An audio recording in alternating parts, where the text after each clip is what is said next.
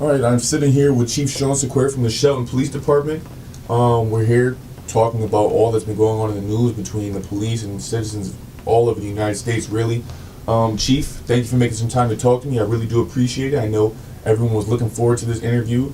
I actually took some questions from Facebook that people wanted me to ask you. So the first one was, what was your response or your reaction to when you first heard about these two most recent killings? Well, first of all, let me tell you thank you for giving me the opportunity. I always welcome the opportunity to speak with the community to address any and all issues. When I first heard about it, it impacted me because I'm in this profession. I hoped, as well as I prayed, that everything that was conducted by the police department was done in a professional manner, as well as by the department policy and procedure within our Constitution. So do you have a response to people who question police's use of deadly force? No, I think everyone has their free right to question the use of deadly force. Within our police department, as well as I know, and throughout, when you use deadly physical force, there's an internal affairs investigation that goes along with it. And the officer, with his training, background, and experience, hopefully, along with his good common sense and judgment, applied the appropriate use of force at that time that was necessary. So do you have faith in our American judicial system? I do have faith. Just like everything, just like anything else, everything's not perfect. So do you think it's fair? I have faith in the justice system. I have faith that a thorough and complete investigation will be conducted. And if not, the courts will determine, and the state's attorney will determine the proper necessary action as a result. So in a time of tragedy, some beauty came of it. A lot of people came together and formed this Black Lives Matter movement. What does it make you feel to see all these people come together to oppose what they feel is unjust? My heart goes out to them. My heart goes out to them because they lost lives to someone who's close to them. The justice system isn't black and white. It is a gray area, and police officers have a tough job to do. They go out there every day and they risk their lives, but that does not mean you are to abuse your position. Does not mean you take for granted even anyone's liberty for granted, and to go out there and just harm someone or an individual or take advantage of them from any way. In response to that, I feel you have to have faith in your justice system. You have to trust in the law. That I hope that a proper and thorough investigation is conducted with accurate results at the end. How do you respond to people who say they don't feel safe when they're stopped by a police officer? You mentioned in your previous statement that you guys need to establish some trust with the community. Police officers came a long way. Came a long way from just stopping people, pulling them over. What are you doing on my highway? Why were you speeding? And giving them a ticket. Came a long way from you understanding that person, you know, motivational interviewing techniques. Everyone we stop are not the same. People could be having a bad day. Some people might have not been taking their medications. You got to try to understand where they're coming from. But before that, the best practices is to comply with the police department. Comply with the police department. And when you comply with the police department, you get the best results. Now, if they're asking you for something that's outrageous, if they're asking for something that you feel like your rights are being violated, I'm sure there's a process at the police department, whether it's that day later or you want to come in and make a formal complaint. What you should not do in any way, or will not help any situation, is to provoke the police department or instigate a matter that might result unfairly or unjustly in your eyes. How do you respond to people saying that a police officer that does not speak up against a person who was shot while unarmed, citizens and other injustices, that you're a part of the problem? I believe that's true. I believe that's true. We have a right, and we have a right to, we took an oath to uphold the law, and you're no different than any other civilian or citizen out there. If you see someone doing the wrong thing, you have an obligation to report that person. Whether it's a police officer, a brother police officer, or anyone else. You have to do the right thing. You must. Here's one of the questions from that Facebook message I was telling you about earlier. It says, there's a cycle of fear between law enforcement and mostly black and brown communities that makes everyone worse off.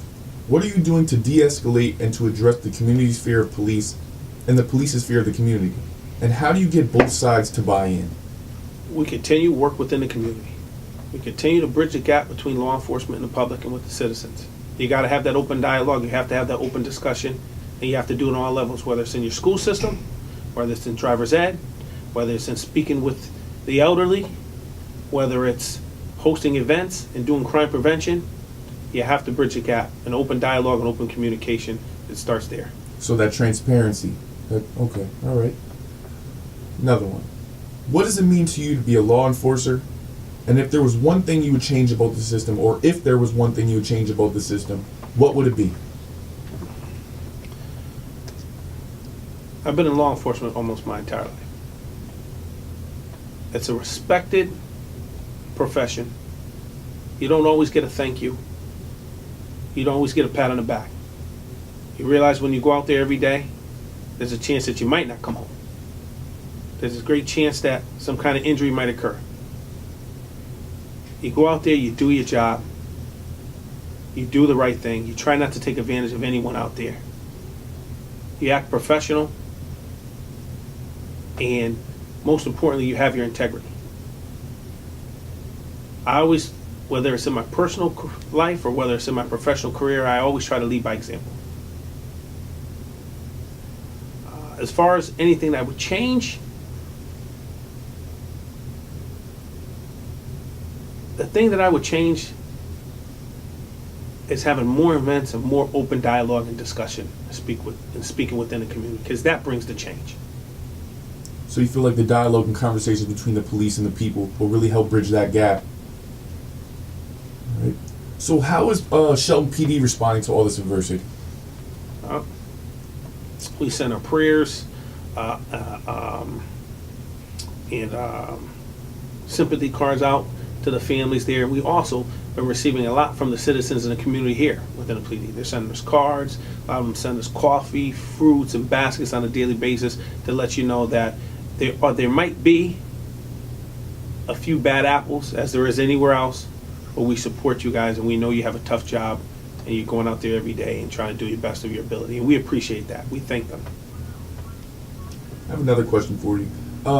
Do officers, when they're going through training, do they receive any anti-bias training? Yes. There's always a hate and bias crime training. There's always interpersonal relation skills training. And that goes some way. But there's also field training officer experience where you shadow an officer. But it's always where you find yourself, and your experience on the job goes a long way. And that's just having experience, getting out with the community, not to be scared to interact with the community, and as time goes on in the job, you get there. Chief, I have to ask you, because this is an issue, this is a question that comes to mind when I hear any police officer describe the amount of time they've been working in this profession. What keeps you going, knowing that you can be criticized for wearing the same uniform as these other officers who are what you refer to as bad apples? I do the right thing. I try my best to do the right thing. I try my best to be professional, have integrity, and treat others how I would want to be treated, how you would want to treat your mother, your sister, or a close friend of yours. And one thing that's been reoccurring in these most recent cases and some other ones in the last few years is the use of cell phones by citizens. How has that affected the way police officers approach their day-to-day job, and when it comes down to making those critical decisions that sometimes result in deaths? in today's day and age, you got to remember, everybody's watching. There's all kind of technology out there. And I don't prohibit cell phones unless it jeopardizes an investigation in very few matters. But I would just hope that it captures the entire incident regarding it. And some people say that cell phones aren't, only the cameras are new. The injustices aren't new. It's just now we have, like you said, more eyes watching these situations, so a lot of it's magnified. So I can definitely agree with that. All right, so in the wake of the Dallas shootings, are Shelton police heightening any safety precautions?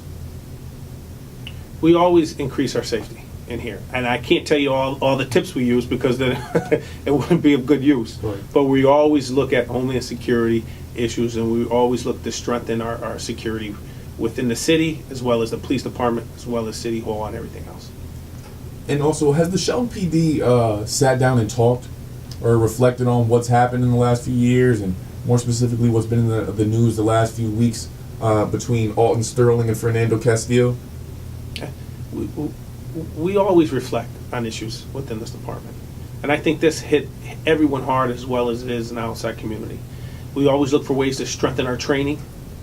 We always have weekly meetings on how to strengthen our trainings in our training academy, and as well as within the department. So in the rare occurrence in a town like Shelton, when an officer receives a call, especially one with a report of an armed person, what is the training that kicks in? What are you guys, what's instinctually being taught to our officers? Wow. Immediately when you receive that call, you have to remember these officers are people too. Their blood pressure goes up. Some people are more relaxed, some people are more calm, but your training kicks in. You have a job to do. You have to drive to that call at a reasonable speed. It's not worth speeding there and God forbid you get into an accident and you can't get there. Your partners are always there ready to back you up and report it to your supervisor in a higher rank for people to make additional adjustments and calls as necessary. Chief, I have one final question for you. What can citizens or residents do to help resolve these issues between the community and the police? And this is at a Shelton level, but also nationwide and across the country. When we have our events at the police department, especially within the community, come to the events. Speak up. You're always welcome here to give any suggestions for the community. We're always here willing to listen and sit down and have a talk. Come to our crime prevention nights. Request a guest speaker from the police department, whether it's myself or the crime prevention officer or sergeant, somewhere to go speak so there's open communication and open dialogue. Express any of your concerns freely and respectfully, and I think we'll get great results. All right, Chief, I want to thank you